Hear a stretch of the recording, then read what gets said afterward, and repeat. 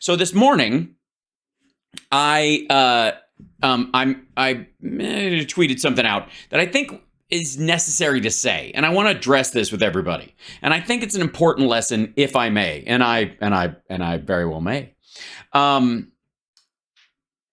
There are, if I do say so my damn self, there are certain topics that in the world of comedy, you got to be damn talented to make jokes about. Most of the people that I hear complain as comedians about you can't even joke about shit anymore. If you're listening, and I hope that you are, it's not that the topic is too much to joke about. It isn't. You can literally joke about anything. The problem for you in that circumstance is you're not talented enough. You have to be way funnier if you're going to tackle the big topics. The structure of your jokes must be so sound and resilient to attack from an audience and from their own censors inside themselves. They have to be so strong that they can hold up the weight of the joke. And if the concept that you're dealing with is the size of a boulder, then you have to have jokes that will support it. You cannot hold a boulder up with toothpicks. On the other hand, if the topic is feather light, you have no excuse for not being funny about it. None whatsoever. Right? You could just a little puff and that thing fucking stays in the air. The same thing is true on social media. I have often said in my own head and in some internet conversations, it occurs to me when I'm watching some of the people that for a living make videos responding to political and philosophical and religious and ideological things and responses to those things on YouTube and other sites like it, that especially the ones that complain that you're not allowed to talk about stuff or that they get banned or that they get, kicked offline or they violated the TOS and they're being shadow banned for whatever. And to them, I would say the exact same thing. It's not the topic. You're not talented enough to talk about it.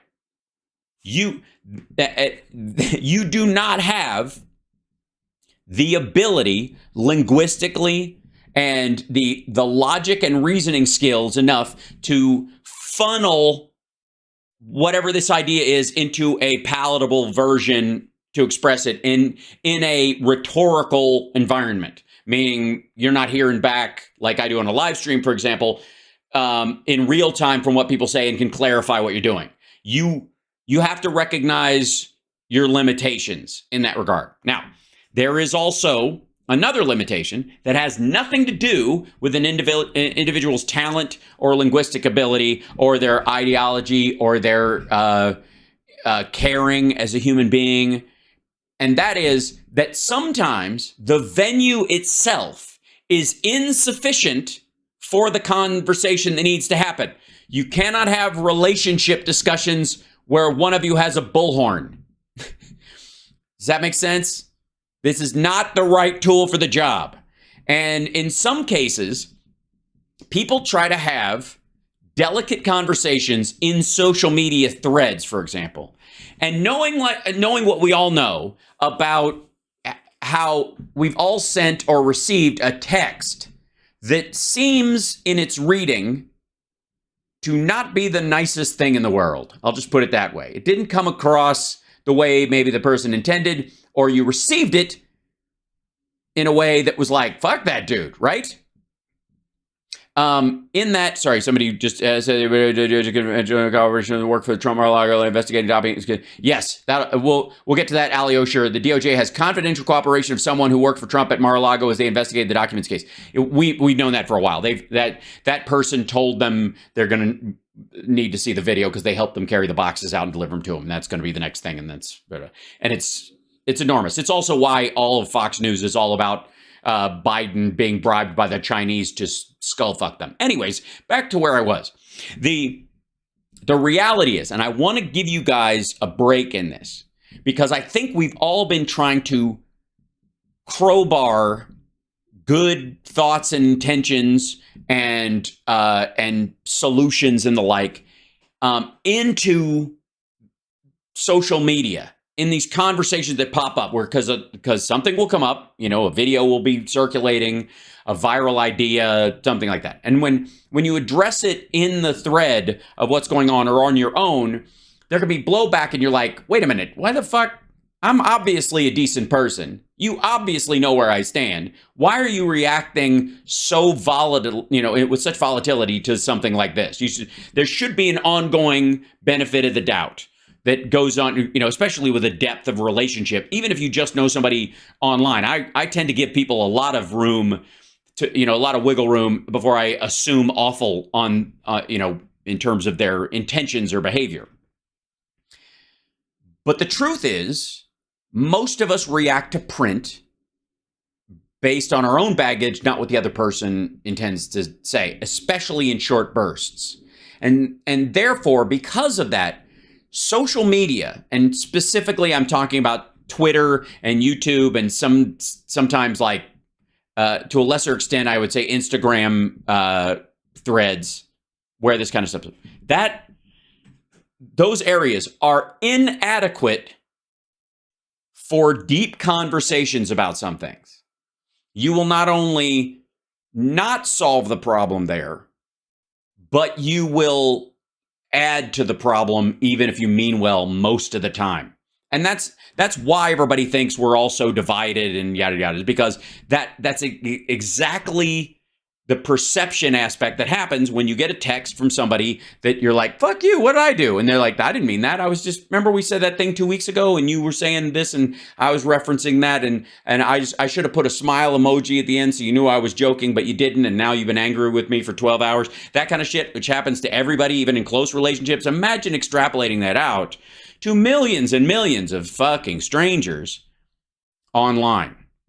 So what I'm going to do, all I want to say before we start our clips for the day is I'm letting you off the hook. I'm giving you permission, if you think you need it, to bow out of the dog piles when things happen online.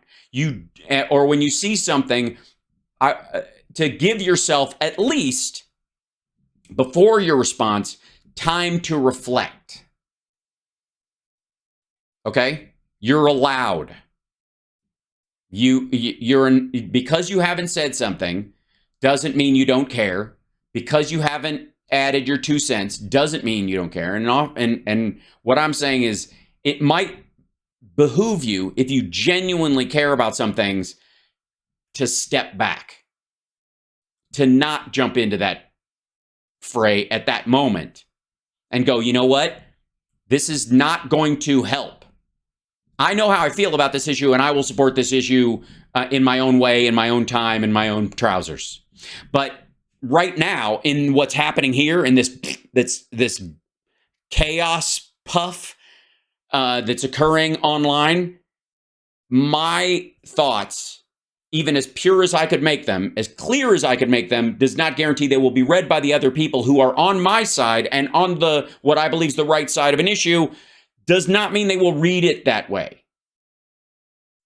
Because they may become, especially in a situation where if it's online, it's because there's an attack going on, and people who feel attacked tend to respond to things in a more defensive stance, even to those around them.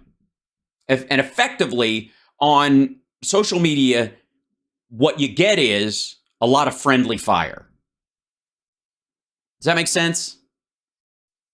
And so keep your powder dry, check your fire, and remember, slow is accurate and accurate is fast. You'll respond better to something if you don't do it from your reactionary nature and you put your best foot forward. I've been guilty of it in the past because I've made assumptions both about the environment online and the people that I've been conversing with, and that's my mistake. And what I'm saying, if I'm saying anything, is you're allowed. You're allowed to step back. You're allowed to read something, see what's going on, see this storyline blowing up online anywhere. Be it, you can take it from trans issues to poverty, student loan debt, all these different things, and watch the fire around it and go, you know what? No one involved in this conversation online is actually moving the ball one direction or another, is actually helping. So what can I learn from this just by absorbing it, looking at it, and go, all right, when I vote next time, this is gonna affect how I'm gonna vote. Or if I take out a loan myself, or if I do this, I'm gonna take from this, and then if anybody asks me what I do, I'll gladly tell them, and operate as best you can in a way where people go, what's your secret? That should be your goal in those situations where people are really, because there's some sphincterized shit going on online a lot of times, and I certainly see more of it on the right these days. The left is, we have our own issues, certainly, but and the purity police are out in force all over the place, but it's good. It gives so social science, right? The purity police and so how obvious they are, and sort of the dark space in which some of them operate, I think is another area where it gives you permission. Just like, you know what? I'm going to discuss this with my friends in a deep and abiding way because they know and trust me. And like, you get me? Okay. All right. I just wanted to throw that out there because I've seen a lot of stuff floating around.